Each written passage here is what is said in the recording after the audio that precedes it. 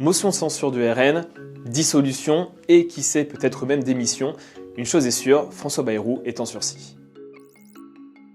Sans surprise, la motion de censure déposée par les socialistes à l'encontre de François Bayrou a été rejetée, mais tout de même, elle enfonce une vraie épine dans le pied du Premier ministre. Jusqu'alors, aux yeux d'Emmanuel Macron, François Bayrou avait au moins un mérite. Contrairement à Michel Barnier, il n'avait pas son destin entre les mains du Rassemblement national jusqu'à aujourd'hui. Que reste-t-il alors à François Bayrou?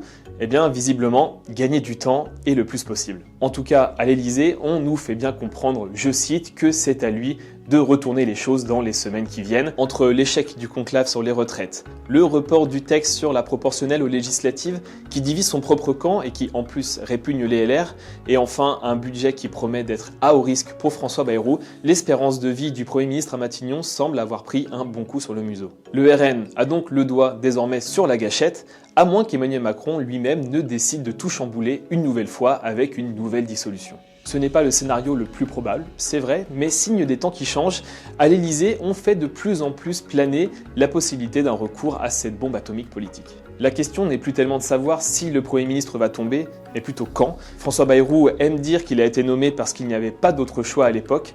7 mois plus tard, difficile de dire qu'il apparaît encore comme l'homme de la situation.